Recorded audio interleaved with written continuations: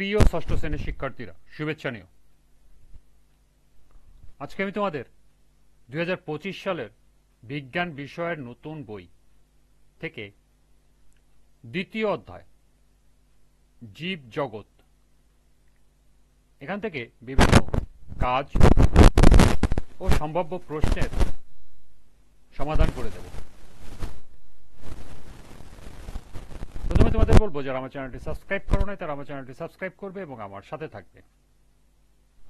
তাহলে চলো আমরা ক্লাস শুরু করি। জীব জগৎ। ভীষণ বৈচিত্র্যময় এই পৃথিবী। আমরা আমাদের আশেপাশে একটু তাকালেই এই বৈচিত্র্যের দারুণ সব উদাহরণ দেখতে পাই। এইসব বস্তুর মধ্যে কারো জীবন আছে, আবার কারো জীবন নেই। চেয়ার, টেবিল, গাছপালা, দালান, গাড়ি, গ্লাস, কলম এগুলো হচ্ছে জড়বস্তুর নমুনা। আবার মানুষ, গরু, গাছ, মাছ, মশা, পিঁপড়া এগুলো হচ্ছে জীবের উদাহরণ। আবার এমন কিছু জীব রয়েছে যাদের খালি চোখে দেখা যায় না, যেমন ব্যাকটেরিয়া, অ্যামিবা ইত্যাদি। ছোট থেকে বড়, মাটি থেকে পানি, বাতাসে উপস্থিত নানা রকম জীব নিয়েই আমাদের এই জীব জগৎ গঠিত হয়েছে। সেসব নিয়েই এই অধ্যায়ের আলোচনা।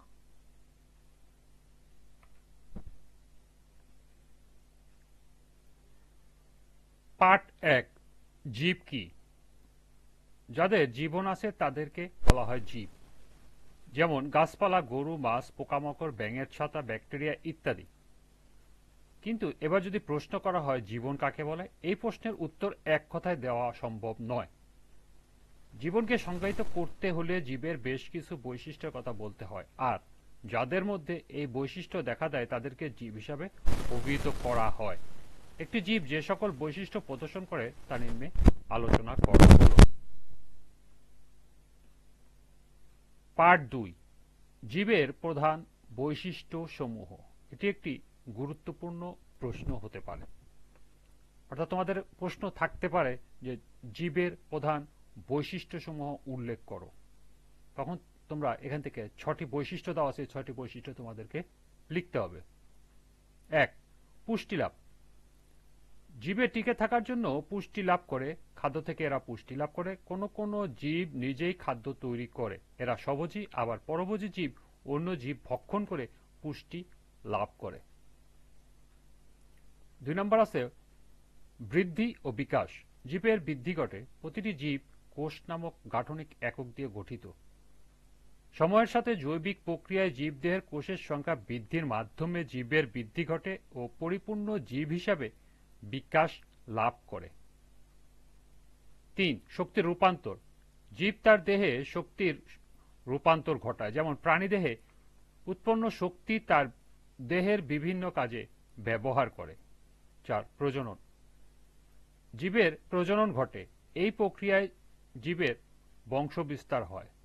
মানুষ সন্তান সন্ততি উৎপাদনের মাধ্যমে বংশবিস্তার ঘটায়।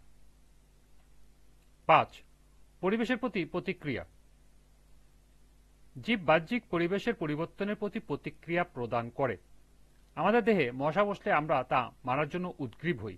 অন্ধকার পরিবেশে জন্মানো গাছ আলোর সন্ধান পাবার জন্য আলোর দিকে দ্রুত বৃদ্ধি পায়। সর্বশেষ হল অভিযোজন। প্রতিটি জীবের অভিযোজন ক্ষমতা আছে।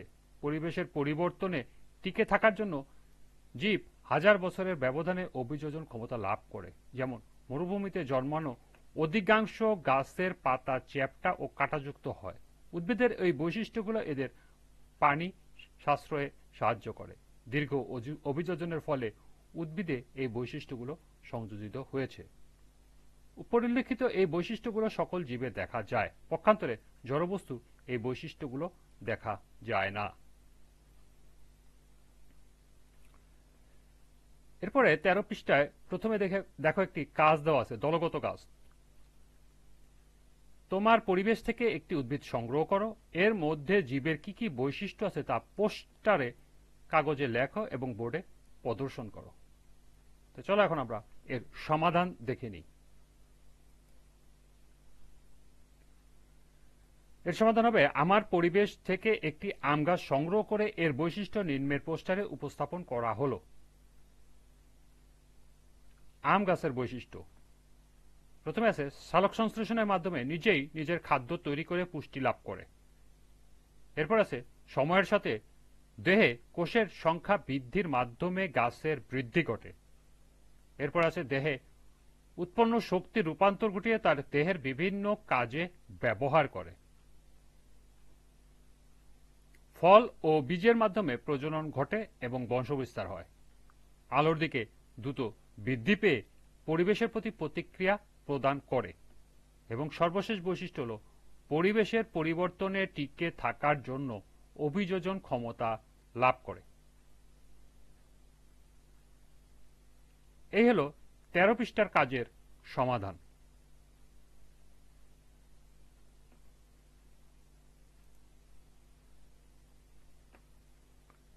এরপর আছে পার্ট 3, জীবের শ্রেণীকরণ।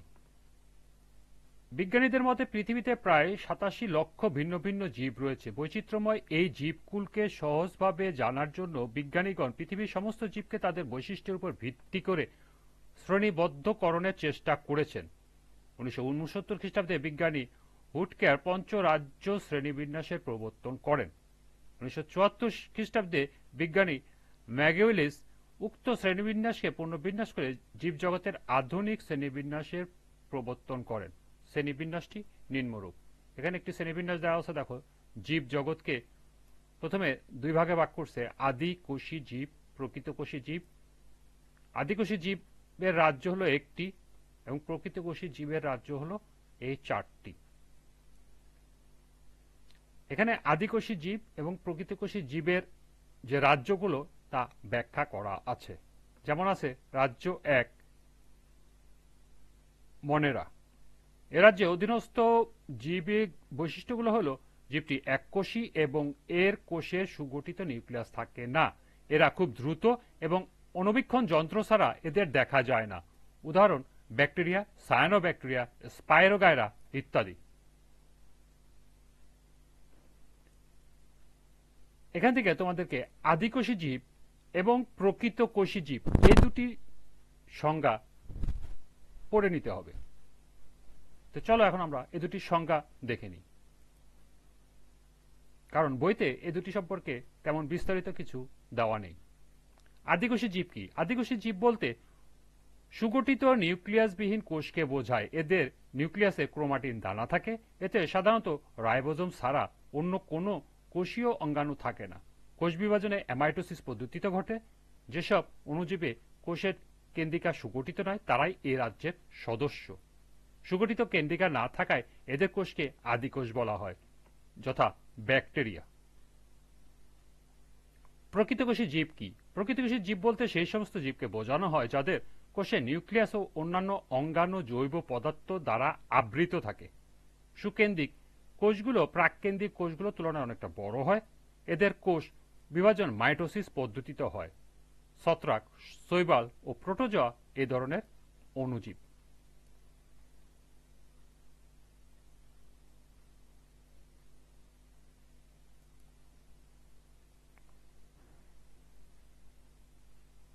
আজকের ক্লাসটি এ পর্যন্তই।